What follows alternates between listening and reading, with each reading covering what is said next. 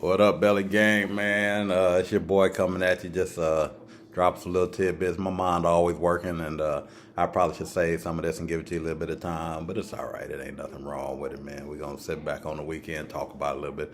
If I say the people love, we're gonna talk about it. It's like, hey, make sure you hit the subscribe and like button.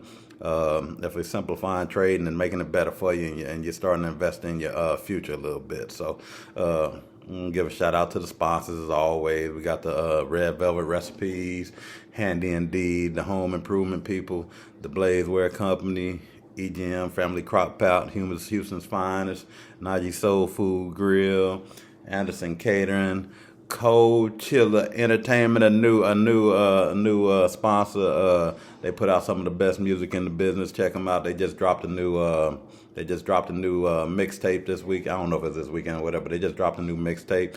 Check it out. See what you think. You know, I'm about supporting the young black brothers and the young entrepreneurs and old entrepreneurs. As long as you're doing something positive, I'm all for it, man. So anyway,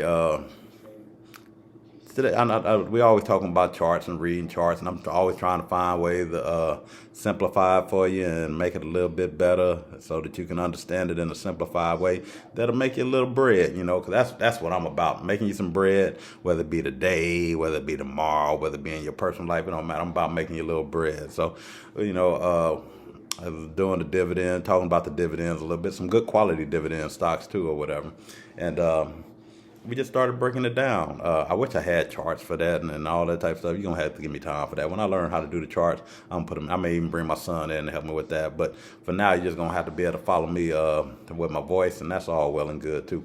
But under the current market conditions, we did a dividend analysis. Or I say we because I talk to my buddy all the time, but it was really me. I talk to him and he gives me his opinion on it, and then I tell him, I give him my opinion, and we just bounce it off each other, and that's what you got to do. That's kind of that circle of investors I was telling you about that you should have and create for yourself. You know, so you can talk about it and come back and say you might be like, oh, I need to do this because I'm making the most money now, and you might find that you just want to be diversified and have the money coming in from everywhere. So.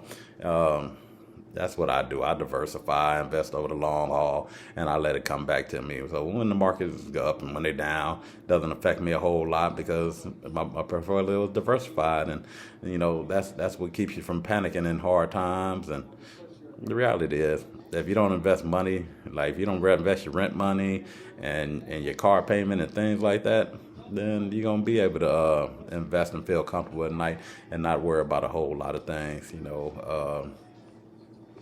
I recommend, you know, eliminating debt, getting rid of them credit cards. If you don't have a lot of credit card debt, a lot of excess debt outside of where you live and how you get there, you know, if you don't have a lot of debt outside of that, you'd be surprised how much money you have. You know, I remember at one point in my life, I thought I was broke, but I was eating out every day, spending $30, $40. That's a lot of money to spend out every day.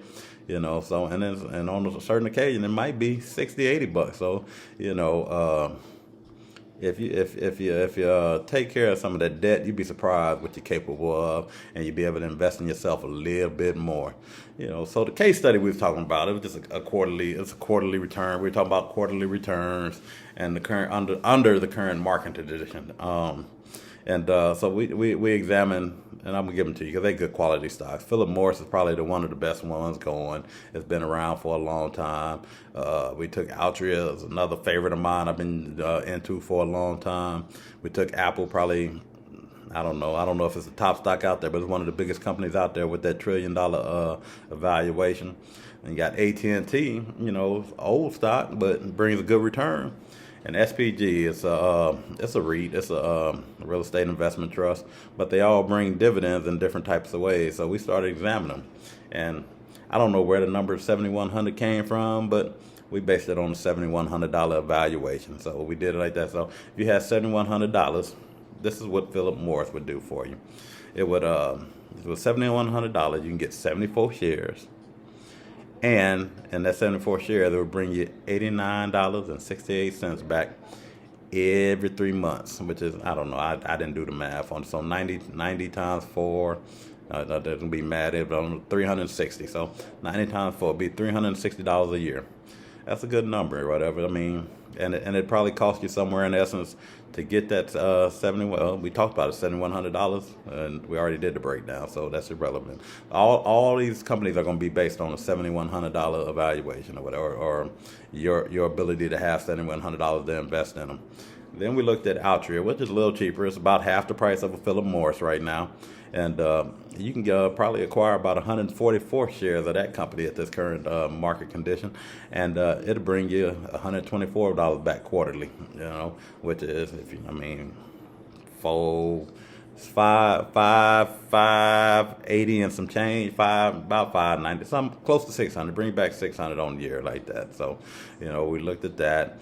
Then you had Apple. It's gonna cost you a little bit more money, $130 a share, and it don't bring back a very big return in terms of the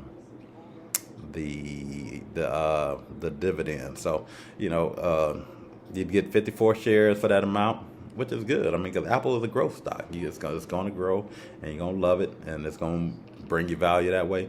But the actual dividend is only going to bring you $12 over a yearly period, or over a quarterly period, which translates to $48. Then you have AT&T, probably got the best cost basis going, at $28 to $30, and you could pick up about 236 shares, and it has like a 0.52 dividend or whatever. So it's going to pay you about $123.06, probably your most cost efficient. Your cost efficient dividend in the whole group, but you get 236 shares, bring you about 123 quarterly, which is going to bring you close to that $500 range, but it's cheaper than all the rest of them. And then the last one, you got Simon Property Group, and I'm not recommending anybody. I'm just talking about the case study that we did. Simon Property Group costs you about $125 a share. You'll be able to get about 56 shares. And then it will bring you about $73.84 quarterly, which is about $300 on a yearly basis. So, it really, it helps you start to think, do I really want to develop this dividend? Do I want to develop this growth? Am I slow with it? Am I long with it?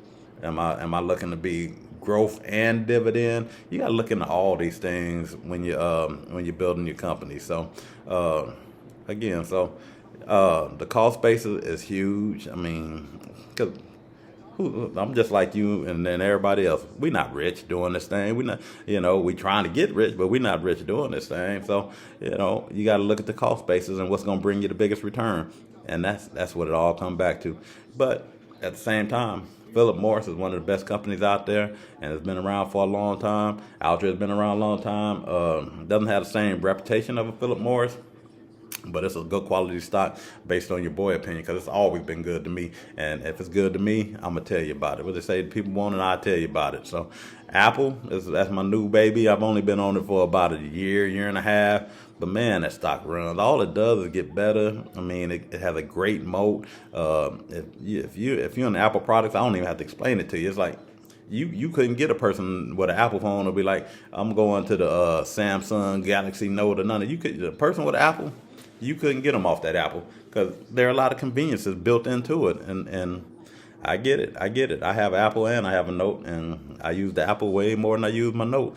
Probably because the battery is better. It ain't got nothing to do with what it is or what I can do, but it's probably because of the battery more than anything. So, we having a good time with it. We're having a good time with it. AT&T, that was one of my first ones. That's how I kind of transitioned over. AT&T and Wells Fargo, kind of my companies that allowed me to transition into bigger companies. And I talked to you guys about that earlier, where it's like, okay, you invest in what you can invest in. AT&T is cheap, or it's cheap it was cheap for my dollar brand, so it was cheap for me. And what's the other one I had? Philip Morris was cheap at one too, but AT&T was cheap and Wells Fargo was cheap. So and I invested in those companies, and over time I built up a large holding in those companies. And some people might argue like you should have held that holding for a long period of time, but I'm a little bit older. I invest a little bit differently. You got to invest the way you invest. I'm gonna invest the way I invest, but I'm a little bit older. So if I'm sitting on it too long and it don't do nothing, it'll be like I got to move it into something that's gonna do something for me. I want my money to help me now. I don't want to be 78 when I'm finally able to secure the bag and do the things I want to do. I want to enjoy it now. I would say I want the money now. I want the island now. I want to do all of that now. So that's what I do. I work on it. So I'll trade out a position to get into a bigger position that's going to bring me money. And a lot of times it works out for me. I'm not saying it's always going to work out for you, but a lot of times it works out for me. I took that AT&T and put it in the Apple. And man, that Apple flipped for me like you wouldn't believe. It made up all the money that I thought I should have been making in another company and then some. And I took the same thing with the Wells Fargo and I flipped it into some Tesla, and Tesla's been good to me, So and Tesla still has Apple. They both still got a large growth range that they can still partake in. You have to sit back and say, okay, what is my investment goals? Where do I want these things to go? So. That's where we at with it, man. It's the weekend. I just wanted to talk to y'all a little bit.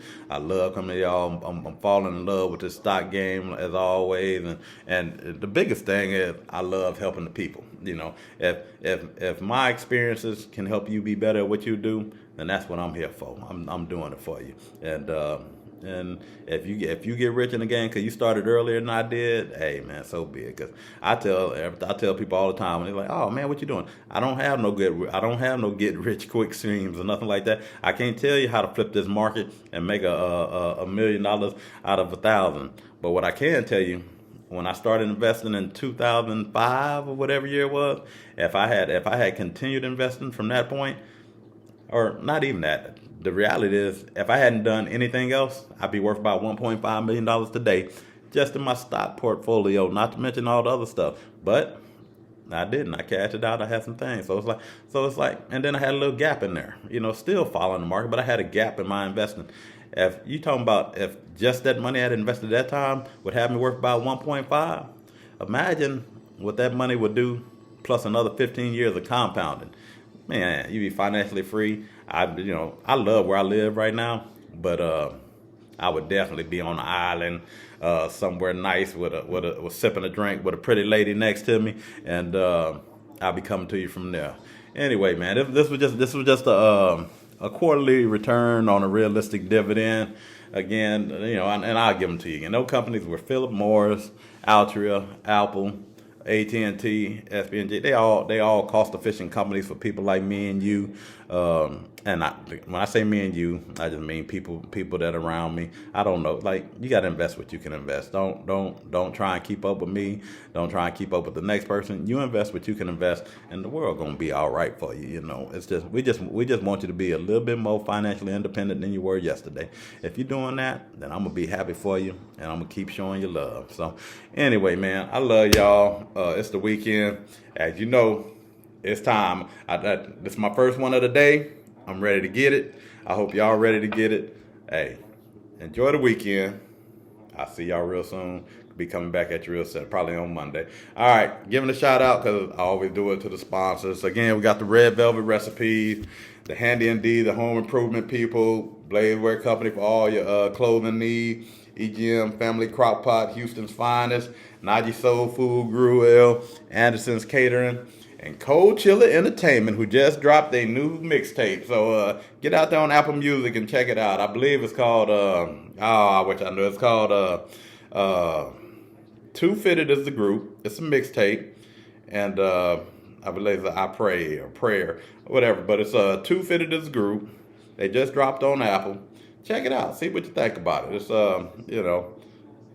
I love to see the young fellas getting it. So I love to see young fellas get it. I love to see the old folks getting it. So love y'all.